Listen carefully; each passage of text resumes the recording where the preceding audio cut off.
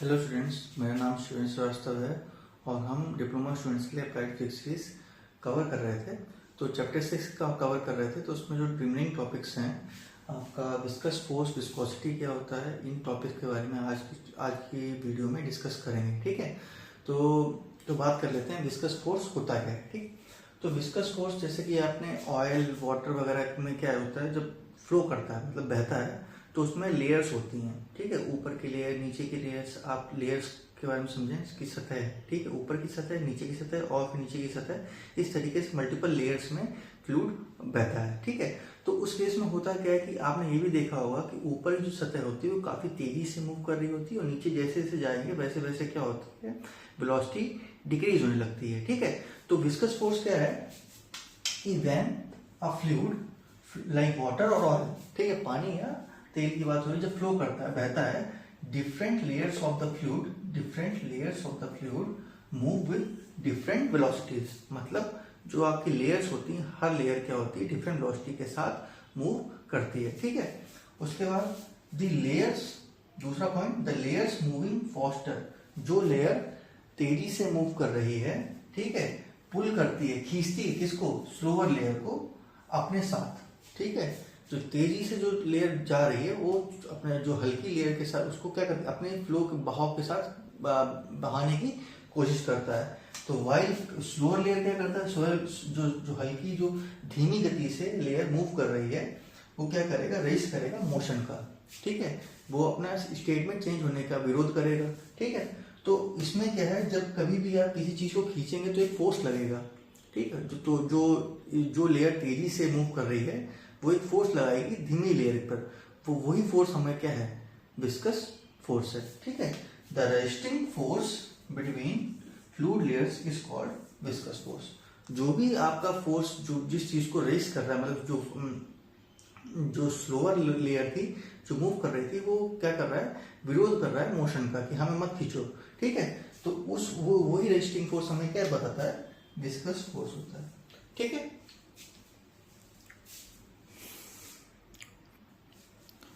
तो इसका एग्जाम्पल आप देख सकते हैं, जैसे हनी मतलब शहद की बात हो रही है। जब हनी क्या फ्लो करता है तो क्या होता है, जो वो ज्यादातर केसेस में स्लोली मूव करता है। ठीक है, क्यों, क्योंकि उसमें strong viscous force between the layers exist करता है। ठीक है, तो जिस फ्लूइड में भी अगर विस्कस फोर्स जितना ज्यादा होगा उतना ही फ्लूइड क्या स्लोली मूव करेगा, फ्लो करेगा। तो जब कभी आप हनी को देखते हैं, अगर कंपेयर करें इसको पानी के साथ, तो पानी ज्यादा तेजी से फ्लो करता है कंपेयर टू हनी। क्यों, क्योंकि पानी में आपका जो विस्कस फोर्स होता है वो उसकी वैल्यू कम होती है, मतलब between the layers resting force कम होता है। तो इजिली जिस किसी भी फ्लूइड में आपका रेस्टिंग फोर्स कम होगा या विस्कस फोर्स कम होगा, वो उतनी तेजी से क्या होगा, बहाव पैदा करेगा। ठीक है, तो हम बात कर लेते हैं वेलोसिटी ग्रेडियंट की। ये क्या होता है, तो अभी तक तो हमने जो बात की है विस्कस फोर्स के बारे में, तो विस्कस फोर्स होता है क्या वो काम कर सकता है, इसके बारे में बात कर लिया। लेकिन अभी तक उसका हमने फॉर्मूले के बारे में डिस्कस नहीं किया, किस तरीके से वो वैल्यू डिपेंड करेगी, किस किस पैरामीटर पर वो वैल्यू डिपेंड करेगी। तो उसकी तरफ हम बढ़ रहे हैं, तो उससे पहले जानने से पहले हमें वेलोसिटी ग्रेडियंट के बारे में पढ़ना पड़ेगा, क्या होता है। तो वेलोसिटी ग्रेडियंट क्या होता है, जैसे हमें पता है कि वेलोसिटी क्या होती है, फ्लूइड लेयर्स की अलग लेयर की अलग अलग तरीके की वेलोसिटी होती है। तो बात ये है, velocity changes from one fluid layer to other, कि जैसे जैसे आप लेयर के नीचे, जैसे फ्लूइड कोई भी फ्लूइड बह रहा है तो उसकी अपर लेयर, उसके बाद जैसे उसके डेप्थ में जाएंगे, नीचे गहराई की तरफ जाएंगे, वैसे वैसे वेलोसिटी में उसका क्या चेंज होता दिखेगा आपको। ठीक है, और क्यों होता है वो, क्योंकि विस्कस फोर्स के कारण होता है। ठीक है, तो इसी कारण से हमें एक पैरामीटर की जरूरत पड़ी जिसको बोलते हैं वेलोसिटी ग्रेडियंट। होता क्या है, the rate of change of velocity, मतलब वेलोसिटी का जो भी परिवर्तन है विद रिस्पेक्ट, किसके रिस्पेक्ट में, किसके आधार पर, डिस्टेंस बिटवीन द लेयर्स। जो भी लेयर्स के रिस्पेक्ट में अगर हम फ्लूइड जो भी हम वेलोसिटी का वेरिएशन देखेंगे उसी को हम क्या कहते हैं, वेलोसिटी ग्रेडियंट कहते हैं। ठीक है,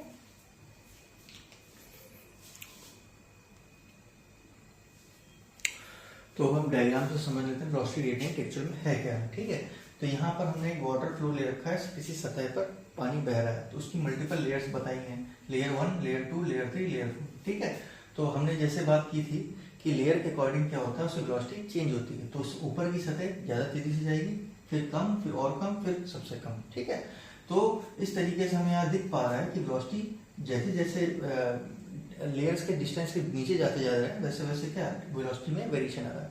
तो वेलोसिटी ग्रेडियंट क्या है? Change in velocity divide by distance between layers. तो वेलोसिटी में कितना चेंज हुआ लेयर्स के बीच में और क्या डिस्टेंस है उन लेयर्स के बीच की दूरी कितनी है। ठीक है, तो velocity gradient is equal to dv, कितना चेंज हुआ, divide by dx। Small change की बात की तभी डिफरेंशियल इस्तेमाल किया गया है। ठीक है, तो dv आपका change in velocity between two layer, layer 1 layer 2 मान लेते हैं, और डिस्टेंस कितनी दोनों लेयर्स के बीच में dx, तो dx मान लिया। तो इस केस में आपसे पूछा यह जाता है कि यूनिट क्या होगी। तो यहाँ पर वेलोसिटी की यूनिट क्या होती है? मीटर पर सेकेंड, और x डिस्टेंस है वो भी मीटर, तो यहाँ पर यूनिट आ जाएगी सेकेंड इनवर्स। ठीक है, और डायमेंशन क्या होगी? m0 l0 t-1।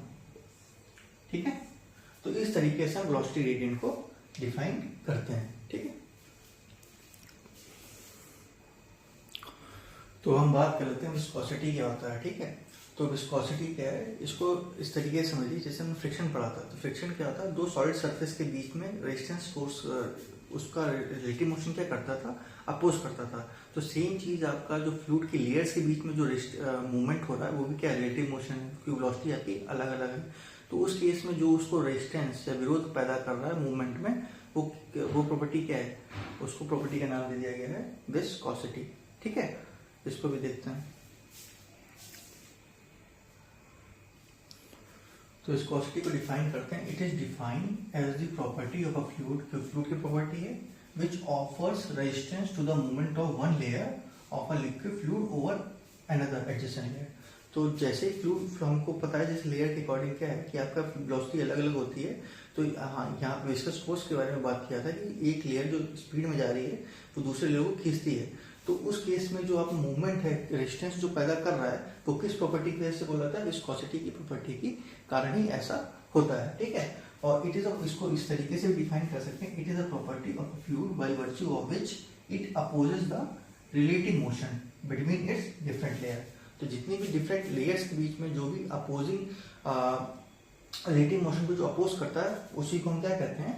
विस्कोसिटी कहते हैं। इन सिंपल टर्म्स अगर बात की जाए कि ये मेजर करता है how strongly a fluid resist to flow, कि अगर जिस किसी भी फ्लूइड लेयर की आपकी जो विस्कोसिटी की वैल्यू होगी ज्यादा होगी, वो उतना ही ज्यादा क्या करेगा? उसको रेजिस्ट करेगा मोशन को। तो इस यहाँ से हम ये भी पता कर सकते हैं, ये आपको इस तरीके से बताता है कि कौन सा फ्लूइड कितना थिक है। वो थिकनेस भी आपकी थिक मतलब गाढ़ा है, तो जितना ज्यादा गाढ़ा होता है ज्यादा विस्कोसिटी होगी उस फ्लूइड की। ठीक है,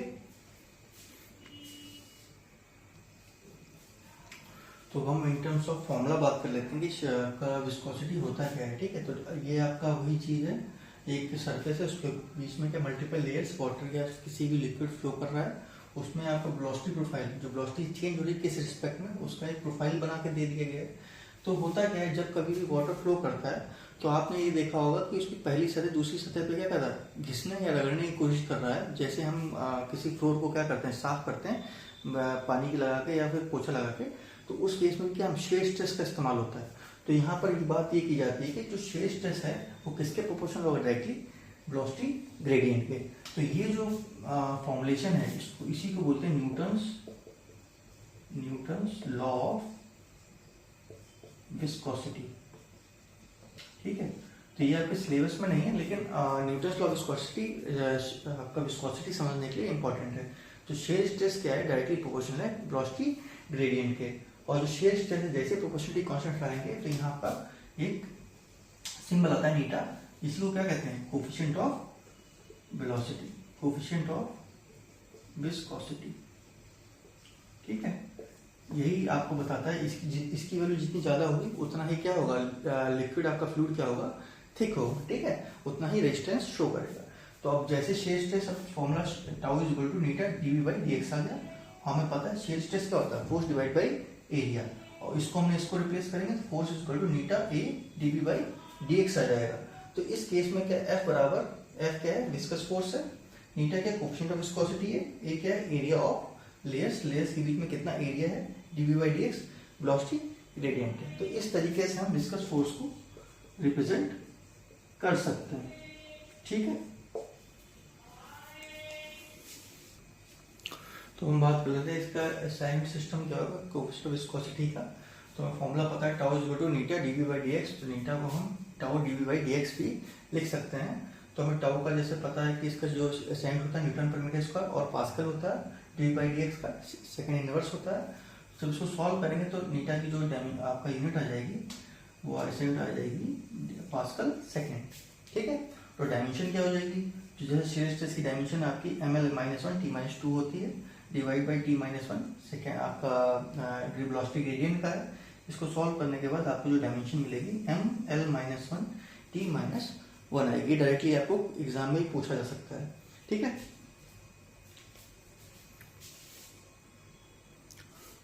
जो यूनिट की बात की एसआई में जो नीटा की यूनिट होती है पास्कल सेकेंड होती है। सीजीएस में यही वन की जाती है नीटा की पॉइस, इसको पॉइस कहते हैं। ठीक है, तो 1 पॉइस 10⁻⁻1 पास्कल सेकेंड के बराबर होता है और 1 सेंटीपॉइस मतलब सेंटीमीटर जैसा कि 1 सेंटीमीटर 10⁻2 मीटर होता है। उसी तर्ज पे हम बोल सकते हैं 1 सेंटीपॉइस इसको 10⁻2 पॉइस और पास्कल सेकेंड में कन्वर्ट करना पड़ेगा तो 10⁻1 और मल्टीप्लाई हो जाएगा तो 10⁻3 पास्कल सेकेंड। ठीक है, तो इस तरीके से इसका कन्वर्जन भी आपसे पूछा जा सकता है। तो इसको इस तरीके से समझते हैं, आप इजीली इसको कन्वर्ट भी कर पाएंगे। जो हमने यूनिट्स एंड डायमेंशन में कन्वर्जन सिखाया था उसके हिसाब से आप इसको भी कर सकते हैं। ठीक है, तो हम बात कर लेते हैं स्टोक्स लॉ की। तो स्टोक्स लॉ क्या बोलता है कि जैसे कि मान लीजिए केस है कि एक स्फेरिकल बॉडी है और किसी विस्कस लिक्विड मतलब विस्कस लिक्विड क्या है, कोई भी लिक्विड फ्लूइड होगा उसमें विस्कोसिटी तो होगी तो उसको हमने विस्कस लिक्विड बोल दिया। ठीक है, तो मान लेते हैं शहद है। ठीक है, तो जैसे ही आपने वेलोसिटी क्या करोगे, जैसे भी कोई बॉडी क्या होगी ऊपर से नीचे की तरफ लिक्विड में गिरेगी तो लिक्विड में जैसे ही गिरती है वैसे क्या होती है, आपने देखा होगा वेलोसिटी नीचे जाते जाते उस बॉडी की जो वेलोसिटी होती है वो डिक्रीज होना स्टार्ट हो जाती है। डिक्रीज होते होते एकदम नीचे की तरफ जाते जाते क्या होती है, वैल्यू उसकी वेलोसिटी की क्या होती है, कम होती जाती है। वो ऐसा होता क्यों है, उसके कई कारण है। तो स्टोक्स ने उस केस में विस्कस फोर्स का, क्योंकि कोई ना कोई इस चीज को क्या कर रहा होगा, खींच मतलब रोक रहा होगा ना जाने से, तभी तो उसकी वेलोसिटी डिक्रीज हो रही है। तो वो फोर्स के बारे में बात की कि किस तरीके से वो फोर्स की वैल्यू डिफाइन करी जाती है, उसके बारे में स्टोक्स ने ये लॉ डिफाइन किया है। ठीक है, तो होता क्या है कि जब कभी भी मैंने स्फेरिकल बॉडी मतलब गोलाकार वाली body like a drop of oil और वॉल, या ऑयल के ड्रॉप मान लीजिए या वॉल कोई ठोस वॉल है। ठीक है, अगर falls through a viscous fluid, जब बॉडी में किसी विस्कस फ्लूइड में गिरती है तो ये एक्सपीरियंस दो चीजें एक्सपीरियंस करी जाती है। एक डाउनवर्ड फोर्स कि अगर ये बॉडी में मान ली ऊपर से फेंकी गई, ये बॉडी आपके पास है नीचे की तरफ जा रही है, तो जैसे ही नीचे जा रही होगी तो यहाँ पे दो कंडीशन है, एक डाउनवर्ड फोर्स लग रहा होगा, एक अपवर्ड फोर्स लग रहा होगा। डाउनवर्ड फोर्स क्या है, वेट ऑफ द बॉडी, जिस बॉडी का जितना वजन है वो नीचे की तरफ लग रहा होगा। अपवर्ड फोर्स में क्या लग रहा होगा, बुआयंट फोर्स और विस्कस ड्रैग। ठीक है, ये दो फोर्स ऊपर की तरफ लग रहे होंगे। विस्कस ड्रैग कि जैसे आपने देखा भी हो कहीं गाड़ी वाड़ी चलाते हैं तो आपने क्या, जब गाड़ी को स्टार्ट कर रहा होगा तो आपने इस तरीके से महसूस किया होगा हवा आप पर क्या लगा रही है, एक ड्रैग लगा रही है। ठीक है, जो आपने महसूस भी किया होगा उस तरीके से वही विस्कस ड्रैग है। और दूसरा बुआयंसी फोर्स। बुआयंट फोर्स क्या होता है, जब कभी भी बॉडी आप किसी भी लिक्विड में डालते हैं तो वो उस पर भी क्या करता है, जितना स्पेस वो बॉडी लिक्विड में घेरता है उसी का अमाउंट ऑफ फोर्स ऊपर की तरफ बॉडी लगाती है। ऐसा आपने देखा भी होगा जब कभी भी पानी के केस में क्या होता है, जब कभी किसी चीज को डुबाने की कोशिश करते हो या नीचे की तरफ डुबाने की कोशिश करते हो तो आपको एक फील होता है कि वाटर क्या कर रहा है, आप उसका विरोध कर रहा है कि डूबना नहीं चाहती है। ठीक है, तो वो वही आपको जो फोर्स महसूस होता है उसको बुआयंट फोर्स कहते हैं। ठीक है, तो इन दोनों का कॉम्बिनेशन इस तरीके से बैठता है। तो यहाँ पर तो स्टोक्स ने फाइंड किया कि विस्कस फोर्स की वैल्यू क्या है, 6 पाई नीटा आर। ठीक है, 6 पाई एक कांस्टेंट वैल्यू है, नीटा कोएफिशिएंट ऑफ विस्कोसिटी है, R radius of the body है, V velocity of the body, उस समय पर कितनी वेलोसिटी से वो नीचे की तरफ जा रहा था वो वेलोसिटी के बारे में बात की गई। ठीक है, ठीक है, तो यहाँ पे F बराबर 6 पाई नीटा आ रही एंड नीटा क्या कोएफिशिएंट विस्कोसिटी, आर क्या radius of the body, V क्या वेलोसिटी ऑफ द बॉडी। ठीक है, तो जब कभी भी आपने देखा होगा कार्स, स्पोर्ट्स कार्स या एरोप्लेन वगैरह, तो उसकी एक शेप डिफाइन होती है। ठीक है, उस तरीके से शेप बनाई जाती है कि इस तरीके से कार का भी देखोगे तो इस तरीके से कुछ शेप आपको कार का मिलेगा। ठीक है, तो इस कार का शेप इस तरीके से क्यों बनाया जाता है, क्योंकि यहाँ पर क्या हम चाहते हैं, जो विस्कस फोर्स होता है, ये विस्कस फोर्स, तो जब फ्लूइड की बात की जाए तो फ्लूइड में आपको दो चीजें आती हैं फ्लूइड में, वाटर भी, लिक्विड भी आता है और साथ साथ में आपका गैस भी आता है, ठीक है। तो आप जैसे ही अपने एटमॉस्फेयर में कार और गाड़ी वगैरह चलाते हैं, तो उस केस में जो जब कार में आप बैठते हो तो उसमें क्या होता है, वहां पर भी क्या होता है, जितनी तेजी से आपने इस वेलोसिटी होगी, जितनी भी बॉडी तेज होगी उतना ही विस्कस फोर्स क्या होगा, ज्यादा होगा। तो इसको कम करने के लिए हम shape of the body car की, एरोप्लेन की हम इस तरीके से डिजाइन करते हैं कि उसमें विस्कस फोर्स क्या हो जाए, कम हो जाए। वेलोसिटी भले ज्यादा हो, तो यहाँ पे जो आर है, रेडियस, इसको हम मिनिमाइज करते हैं। तो आर की वैल्यू कैसे कम होगी, आप डिजाइन कर सकते हैं। ये हमारे हाथ में है कि हम किस तरीके से बॉडी को डिजाइन कर सकते हैं जिसके कारण क्या हमारा विस्कस फोर्स कम से कम लगे। तो इस केस में क्या होगा, जैसे ही आपका एयर आती है तो यहाँ पे इस तरीके से वो एयर फ्लो कर जाती है। तो अगर ये सरफेस ऐसी होगी तो इजीली फ्लो करके क्या कम से कम विस्कस फोर्स लगाएगा और जल्दी से जल्दी एयर क्या हो जाएगी, कम विस्कस फोर्स भी कम लगाएगा और जल्दी से निकल जाएगी। तो हमें कार को इस तरीके से डिजाइन करनी होती है या एरोप्लेन को इस तरीके से डिजाइन करना पड़ता है कि जिससे क्या विस्कस फोर्स हमारा कम से कम हो। तो आपका जो स्टोक्स लॉ है वो हमें डिफाइन करने के लिए बताता है कि किस तरीके से हमें डिजाइनिंग करनी चाहिए कार्स में, एरोप्लेन में, कि जिससे हमें क्या हो, मैक्सिमम स्पीड कैसे प्राप्त हो सके, ठीक है। तो हम बात कर लेते हैं टेम्परेचर का क्या इफेक्ट होता है विस्कोसिटी में। तो जैसे कि हम पता ही है कि डिफरेंट इन्वायरमेंट में हम ओवरऑल इंडिया क्या करते हैं, आते हैं तो हमारे क्या सीजन भी अलग अलग होते हैं, तो हमारा टेम्परेचर भी ड्रास्टिकली चेंज होता है। कभी -10, कभी आपका 50 तक भी डिग्री सेंटीग्रेड के भी टेम्परेचर जाता है। तो काफ़ी वेरिएशन है टेम्परेचर में हमारे क्लाइमेटिक कंडीशन में। तो इस कंडीशन में क्या है, तो विस्कोसिटी का इफेक्ट पड़ना टेम्परेचर के रिस्पेक्ट में। तो हमें जैसा पता है, जब हम बात कर रहे थे विस्कोसिटी किसकी प्रॉपर्टी, फ्लूइड की प्रॉपर्टी है। तो फ्लूइड में क्या लिक्विड भी आता है, गैस भी आता है। तो लिक्विड में क्या होता है, जैसे ही हम टेम्परेचर बढ़ाते हैं विस्कोसिटी क्या होती है, डिक्रीज हो जाती है, ठीक है। इसका कारण क्या है कि जैसे जो आपका विस्कोसिटी होती है उस केस में आपका जैसे आप टेम्परेचर बढ़ाओगे तो मॉलिक्यूलर जो कोहेशन फोर्स हमने पढ़ रखा है वो डिक्रीज हो जाता है। तो विस्कोसिटी लिक्विड के केस में आपका मॉलिक्यूलर कोहेशन पर डिपेंड करता है। तो जैसे ही आप टेम्परेचर बढ़ाओगे तो मॉलिक्यूलर कोहेशन की जो फोर्सेस की जो वैल्यू होगी वो डिक्रीज हो, बॉन्डिंग टूटती जाएगी और विस्कोसिटी डिक्रीज हो जाएगी, ठीक है। और गैसेस के केस में क्या होता है, विस्कोसिटी इंक्रीज होती है विद इंक्रीजिंग टेम्परेचर। टेम्परेचर जैसे जैसे बढ़ाएंगे वैसे वैसे विस्कोसिटी की वैल्यू इंक्रीज होती है। ऐसा क्यों होता है गैसेस में, इसका जो रीजन है, क्योंकि जैसे ही आप गैस को हीट करेंगे तो उस केस में क्या होगा, मॉलिक्यूलर आपका जो कोलिजन होगा वो फास्टर हो जाएंगे। मतलब एक मॉलिक्यूल दूसरे मॉलिक्यूल से क्या होगा, तेजी से टकराने लगेंगे। तो टकराते इतना ज्यादा टकराने लगेंगे कि उसमें मॉलिक्यूलर मोशन इंक्रीज हो जाएगा, जिसकी वजह से क्या आपस में दोनों जितने मॉलिक्यूल्स होंगे वो आराम से मूव नहीं कर पाएंगे, ठीक है। मूव करने से पहले लड़ने लगेंगे, जिसके कारण क्या होगा, आपका विस्कोसिटी इंक्रीज हो जाएगी, ठीक है। तो हम बात कर लेते हैं स्ट्रीमलाइन फ्लो क्या होता है। इसको लेमिनार फ्लो भी कहते हैं। तो जब कभी आपने फ्लूइड देखा होगा, एक तो जैसे रिवर वगैरह में वो वाटर फ्लो करता है, तो नॉर्मल डेज में क्या होता है कि शांत एकदम फ्लो एकदम नॉर्मल आपको दिख रहा होता है कि ब्रश एकदम नॉर्मल पीसफुली क्या कर रही है, मूव कर रही है। जैसे अगर फ्लड की कंडीशन आती है, जो बाढ़ की कंडीशन होती है, उसमें क्या होता है नदी का उफान मारने लगती है। तो दोनों का फ्लो का जो पैटर्न है आपने देखा होगा कि अलग अलग होता है। तो जो शांत फ्लो है उसको ही उसी को हम लेमिनार फ्लो कहते हैं, और जो बाढ़ की कंडीशन होती है उसे टर्बुलेंट फ्लो कहते हैं, जो कि आपको इसमें पढ़ना नहीं है लेकिन समझाने के लिए जरूरी रहता है। तो लेमिनार फ्लो क्या रहता है, a flow in which each particle, जितने भी पार्टिकल्स फ्लो में है of the fluid flows follows a smooth path. मतलब एक शांत, स्मूथ मतलब एक स्लोली आपका स्मूथ एकदम क्लीन पाथ फॉलो करता है। और पाथ क्या होते हैं, जो भी फ्लूइड पार्टिकल्स आपस में मिक्स नहीं होते हैं, मतलब एक दूसरे का पाथ क्रॉस नहीं करते हैं, ठीक है। तो इस फ्लो को हम क्या कहते हैं, स्ट्रीमलाइन भी कहते हैं और लेमिनार फ्लो भी कहते हैं, ठीक है। अब दूसरी कंडीशन क्या, it is in this flow की, इस फ्लो में क्या क्या आपको देखने को मिलता है कि इसमें क्या होता है कि वेलोसिटी ऑफ द फ्लूइड क्या होती है एट अ गिवन पॉइंट। एक गिवन पॉइंट में वेलोसिटी क्या रहती है, कांस्टेंट रहती है विद टाइम, ठीक है। कि जैसे मान लीजिए फ्लूइड फ्लो कर रहा है, तो अगर एक फ्लूइड पार्टिकल तय समय में देखा जाए तो उसकी वेलोसिटी क्या रहेगी, कांस्टेंट रहेगी ओवर द फ्लो, ठीक है।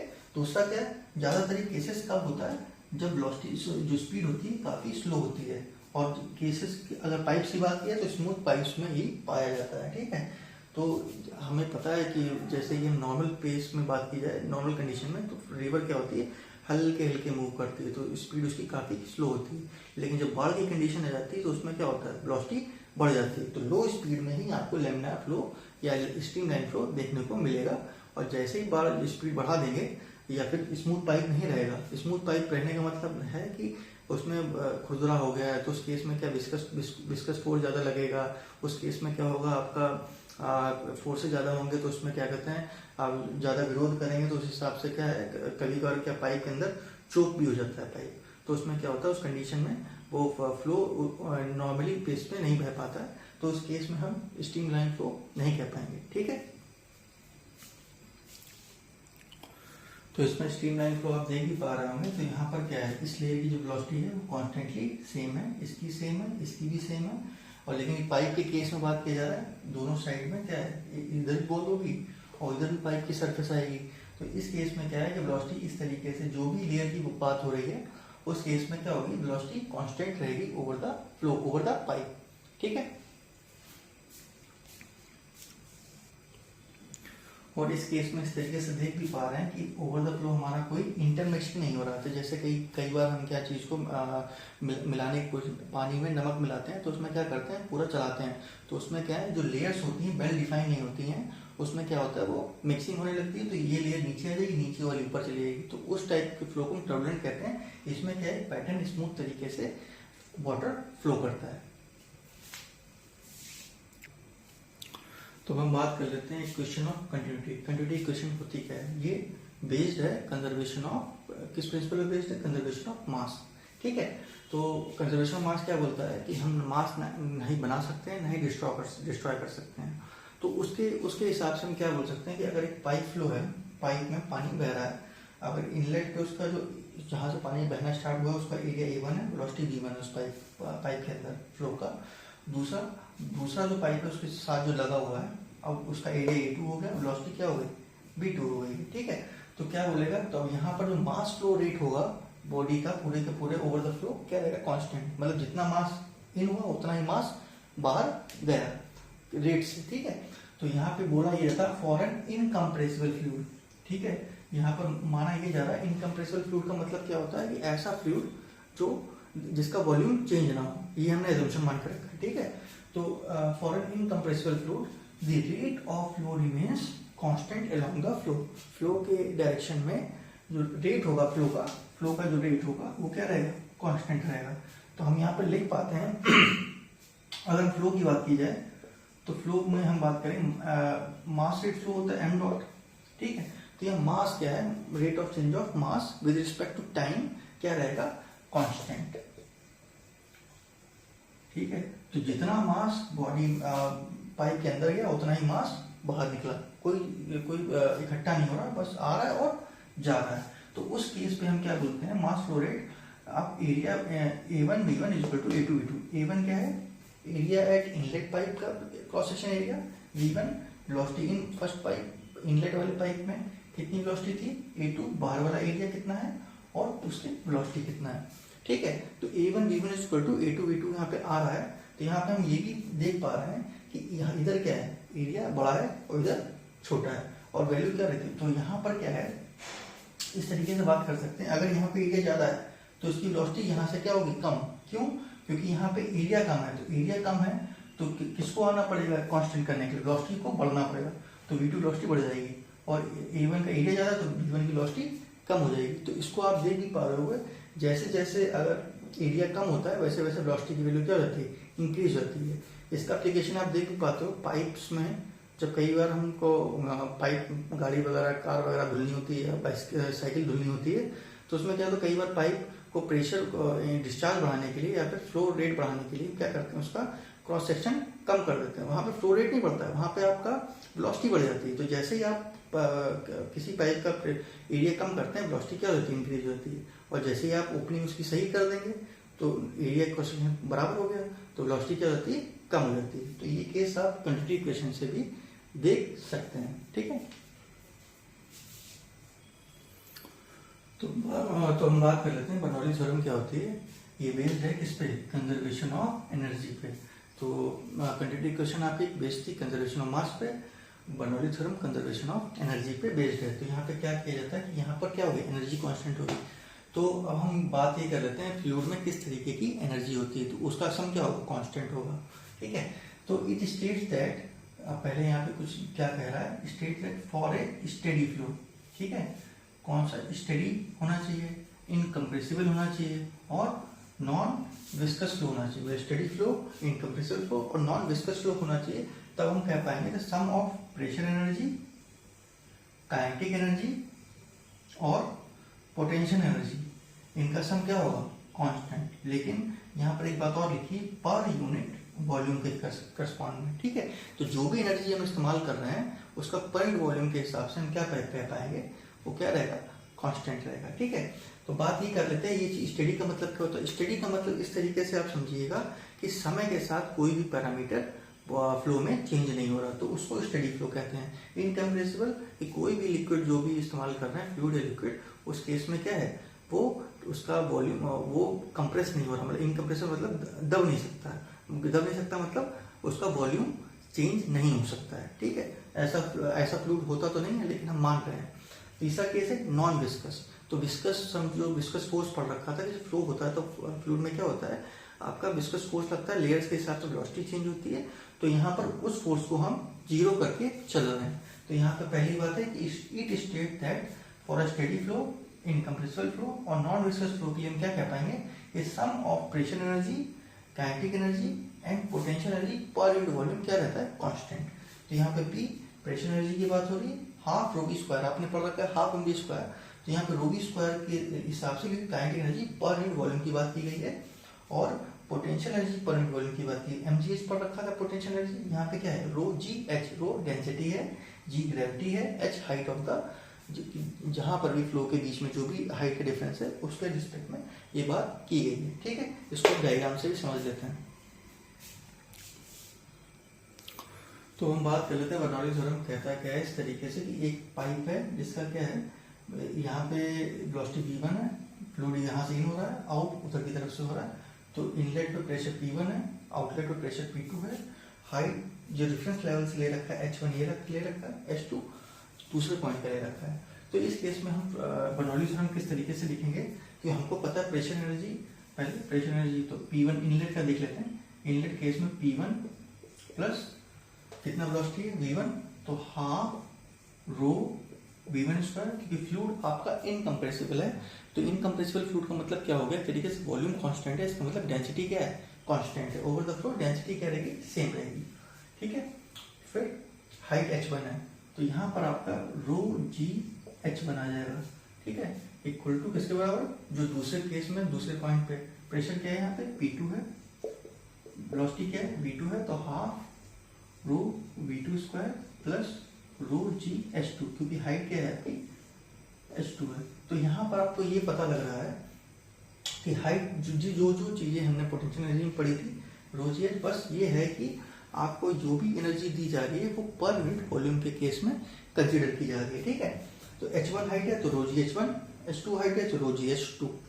ठीक है, तो आप यहाँ पर ये भी देख रहे हैं कि यहाँ पर क्या सम कांस्टेंट है, तो यहाँ पर अगर ओवर द फ्लो कोई चीज घटती या बढ़ती है तो उसी हिसाब से वो जो भी रिलेशन होगा कम ज्यादा होके बराबर करने की कोशिश की जाएगी। तो अगर मान लेते हैं यहाँ पे अगर हाइट कम है H1, तो यहाँ पे जो एनर्जी का सम है, तो जो अगर हाइट H1 है पोटेंशियल एनर्जी कम हुई, तो इस केस में ये चीज ज्यादा होगी इसके कंपेयर में ये वाले, क्योंकि यहाँ पे हाइट H2 ज्यादा है तो ये चीज उसके रिस्पेक्ट में कम हो जाएगी, क्योंकि इक्वल करना है हमको। ठीक है,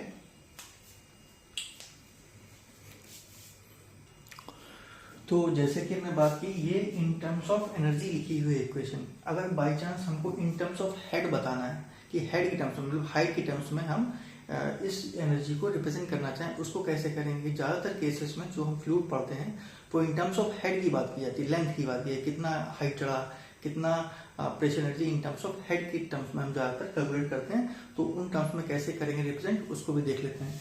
तो हमें क्या करना है, इस इक्वेशन में, पूरी इक्वेशन में डिवाइड बाई रो जी, इस पूरी इक्वेशन में रो जी से डिवाइड करेंगे तो आपको यहाँ पे क्या मिल जाएगा।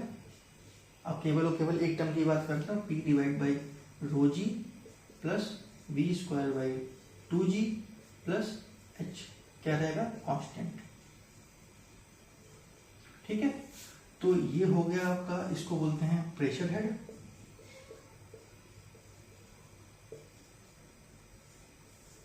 इसको बोलते हैं वेलोसिटी हेड।